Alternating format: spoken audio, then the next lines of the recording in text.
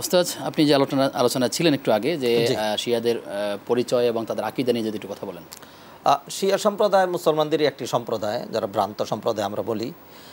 আকীদাগত ঝামেলার কারণেই আবু বকর, ওমর, উসমান এই তিন জমানায় তাদের উৎপত্তি হয় নাই। আলী রাদিয়াল্লাহু তাআলার জমানায় আব্দুল্লাহ ইবনে সাবা ইহুদি তার নেতৃত্বে সে এই মতটা নিয়ে আসছে এবং তার প্রথম দাবি ছিল এটি যে নবীজি সাল্লাল্লাহু আলাইহি সাল্লামের পরে আলী রাদিয়াল্লাহু তাআলার ওসি, অর্থাৎ নবীজি ওসিয়ত করে গিয়েছেন যে আমার পরে খলিফা হবে আলী।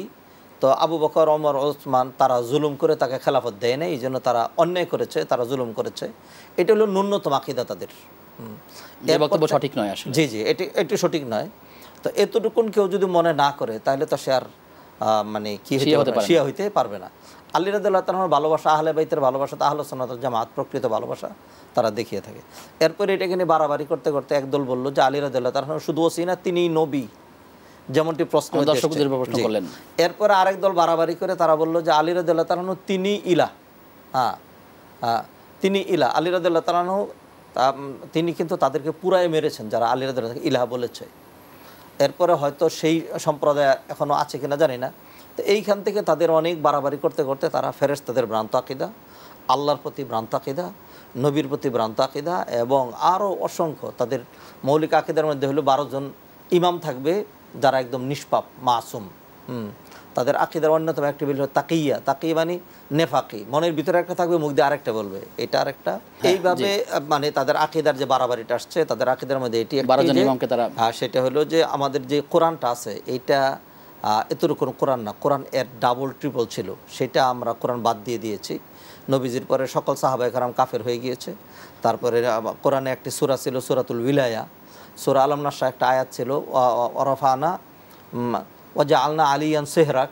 এটি আয়েশা রাদিয়াল্লাহু তাআলাকে তারা মনে করে জিনা ব্যভিচারকারিনী।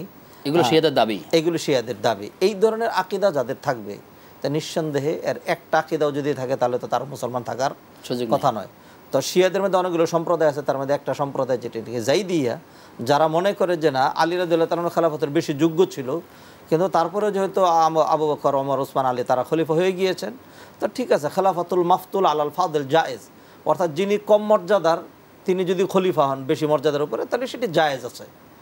এইটা যারা মনে করে তারা আকরাব ইলা আহলুস সুন্নাত ওয়াল জামাত, তারা সুন্নিদের খুব কাছাকাছি।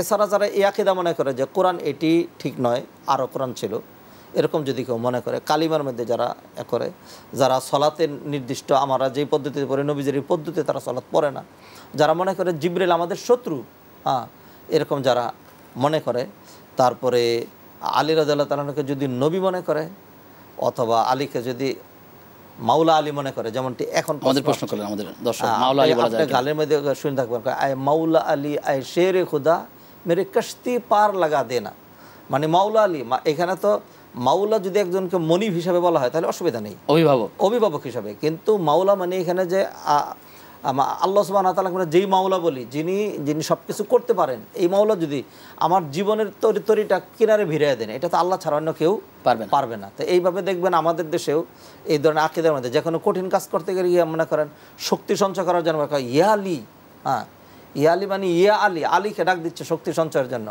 এটাও শিরিক। তো এই ধরনের আকীদা যাদের, নিঃসন্দেহে এগুলি ভ্রান্ত আকীদা এবং এর মানে ইসলাম থেকে বেরিয়ে যাওয়ার জন্য এর একটি আকীদাই যথেষ্ট। যেমন ধরুন অজু করার জন্য যতগুলো ফরজ আছে সবগুলো করা লাগবে, কিন্তু অজু ভাঙ্গার জন্য যদি যৎসামান্য জায়গায় পানি না পৌঁছায় তাহলে কিন্তু আর অজু হচ্ছে না। তো সেই জন্য ধরেন একটা গাড়ির চাকা, একটা উদাহরণ দিচ্ছি শ্রোতাদের মনে থাকার জন্য, গাড়ির চাকা ঠিকমতো চলার জন্য পুরোটাই ঠিক থাকতে হবে। একটা জায়গায় যদি ছিদ্র হয় তাহলে কিন্তু হাওয়া বেরিয়ে চলে যাবে, আর ঠিক থাকার জন্য পুরোটাই লাগবে। এই জন্য একজন মুসলিম হতে হলে এই সমস্ত আকীদাগুলো ঠিক লাগবে, আর একটিও যদি ব্যাটিক হয় তাহলে কিন্তু সে আর মুসলিম থাকবে না। তাহলে তাদেরকে মুসলিম যে বলা হয় যে শিয়ারা মুসলিম, ভ্রান্ত মুসলিম, সরাসরি তাদেরকে মুসলিম নয় এরকম কোনো বলার না।